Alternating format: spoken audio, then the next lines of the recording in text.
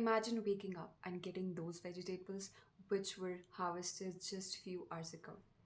And if you think that was not possible, but there was a company that did it way back. Today, let's do a case study on a company known as Big Basket and let's understand the strategies which made it outstanding, which made it survive in this market. Big Basket was founded in 2011 by a group of people who survived .com crash era. Now, what is this .com crash era? India में 1995 से 2000 के बीच में बहुत ज़्यादा technological advancement आ रहे थे and lot of businesses shifted to e commerce websites जिसकी वजह से जितने भी इन्वेस्टर्स थे उन्होंने सोचा कि जिन भी कंपनीज़ का ई कॉमर्स वेबसाइट है दिस मीन्स कि वो कंपनीज काफ़ी ज़्यादा प्रॉफिट अर्न करेगी फ्यूचर में एंड हेंस उन्होंने उन कंपनीज में इन्वेस्टमेंट स्टार्ट कर दी but later on these companies did not make profit और उन्होंने उनके शेयर्स को बेचना स्टार्ट कर दिया which let the stock market fall and hence this era is known as your .com crash era.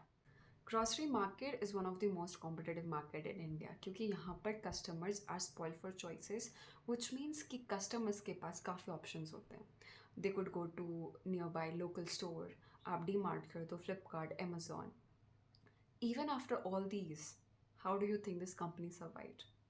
Survival के लिए there was only one option to offer something that other competitors could not easily copy. The winning strategy of Big Basket was on 4 pillars. सबसे पहला था on high quality कि products high quality होने चाहिए. Second was competitive price कि कम prices में customers को हम बेचेंगे. तीसरी चीज़ थी कि हमारी जो supply chain management है वो काफ़ी स्ट्रॉन्ग होनी चाहिए. चौथी थी कि हम बहुत ही wide range of products sale out करेंगे and it had almost 18,000 varieties to offer. And to ये सरप्राइज बिग बास्केट ने इनिशियली कोई भी पैसा खर्च नहीं करा एडवर्टीजमेंट में. इंस्टेड उन्होंने एक मार्केटिंग स्ट्रैटेजी फॉलो करी which is known as word of mouth marketing. This marketing means कि एक हैप्पी एंड सेटिस्फाइड कस्टमर दूसरे कस्टमर को बोलेगा that you also buy the product from same company. And that is how this company expanded in its initial years. The company was associated with 30,000 farmers और वो इन farmers को help करते थे क्योंकि agronomists जो agriculture experts होते थे वो इन्हें guide करते थे कि आप agriculture practices कैसे follow करो. आपको वो इरीगेशन प्रैक्टिसेस कौन सी सीड यूज़ करने तो इसमें काफ़ी हेल्प करते थे जिनकी वजह से उनकी प्रोडक्शन काफ़ी इंक्रीज़ होती थी. And on the other hand company के कलेक्शन सेंटर्स होते थे हर जगह पे जहाँ पर फार्मर्स जाते थे और अपना प्रोड्यूस देते थे जितना भी उन्हें हार्वेस्ट करे. तो इन सेंटर्स में प्रोसेसिंग होती थी बिफोर डिलीवरी. तो डिलीवरी से पहले वहाँ पर जितना भी प्रोड्यूस आता था it was cleaned, it was sorted, उसकी क्वालिटी चेक करी जाती थी और उनको पैक भी करते थे. The company also had transportation system which was using AI. तो इसकी ट्रांसपोर्टेशन सिस्टम जियो कोडिंग इंजन्स यूज़ करते थे जो उन्हें प्रोवाइड करते थे काफ़ी ऑप्टिमाइज और डायनामिक प्लान्स कि आप एक डेस्टिनेशन तक कैसे पहुंच सकते हो. तो इसका मतलब होता था कि if you are on your way तो वो आपको बताता था कि कहाँ पे ट्रैफिक लगा हुआ है and what is the another best route to deliver the order very fastly.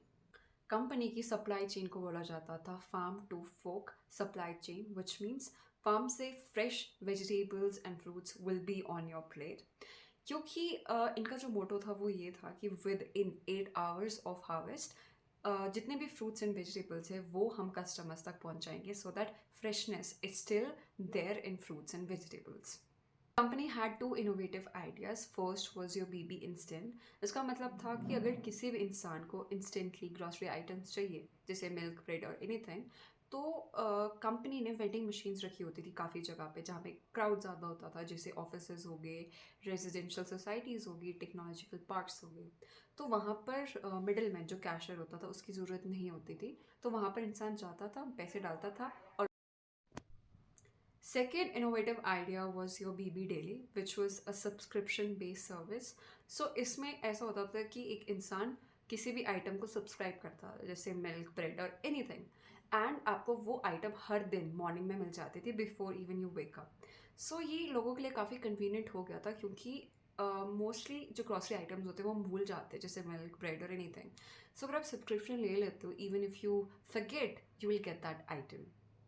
And that is how the company survived in the competitive era, क्योंकि these two innovative ideas became a key differentiators for customers to differentiate between Big Basket and other competitors.